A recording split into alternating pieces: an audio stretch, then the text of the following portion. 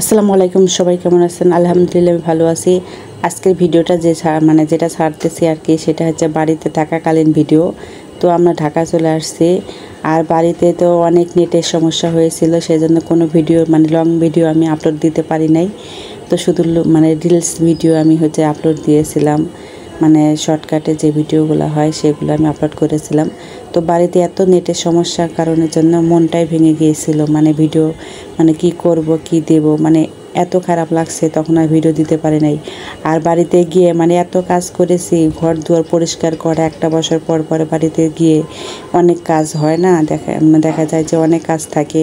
আর বাড়ি ঘরে মানুষ না থাকলে বাড়ি ঘর ধরে অনেক ময়লা চলা পড়ে থাকে, সেগুলো একটা বছর পরে গিয়ে যখন পরিষ্কার করি তখন অনেক খারাপ লাগে। তো ওগুলো পরিষ্কার করতে করতে অনেক ক্লান্ত হয়ে গেছিলাম, আমি অসুস্থ হয়ে গেছিলাম। এদিকে বাড়িতে আসার পরে ওগুলো পরিষ্কার করার পরে যে দেখে না, আজকে হঠাৎ করে আমার ভাই আসবে আর ভাই বউরা আসবে। তো ওরা আমার দুইটা ভাই ছোট, আমার ছোট আর কি, তো ওরা আসবে আর কি। যাই হোক, তো ওদের জন্য রান্নাবান্না করতেছিলাম। তো এখানে যে মুরগির মাংস নিয়েছিলাম, তো যেহেতু ঈদের আগে, তাই আমি মুরগির মাংসটাই রান্নাবান্না করব। তার জন্য এই যে দেখেন, ঢাকা থেকে কিছু কিছু মশলাগুলো নিয়ে আসছিলাম।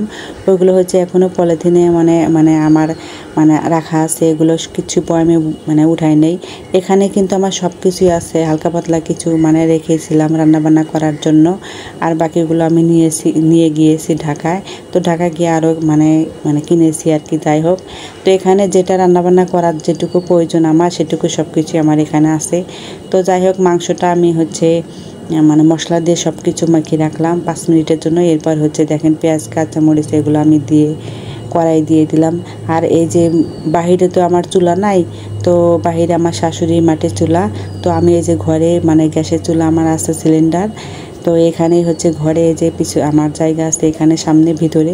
তো এখানে আমি চুলা রেখে রান্নাবান্না করি, যেহেতু বাহিরে রোদ অনেক। আর আসার পরে একদমই কোনো বৃষ্টি নাই, সেই শুধু একদিন শুধু সকালবেলা একটু বৃষ্টি হয়েছিল, ওই বৃষ্টিতে আমি আবার একটু গোসলও করেছিলাম।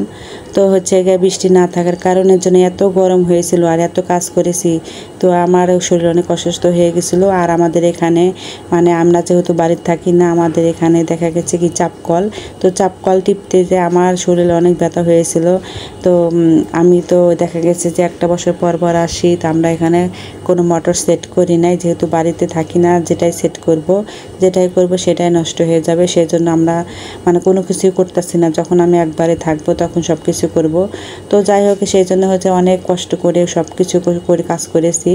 এরপরে যে দেখেন, মাংসটা এক চুলা দিয়ে বসিয়ে দিয়ে এখন আমি এই যে পোলাটা রান্নাবান্না করে নেব। আর এরপর একটু সেমাই রান্না করব ওদের জন্য। তো যে আজকে এই পর্যন্তই রান্নাবান্না চলবে।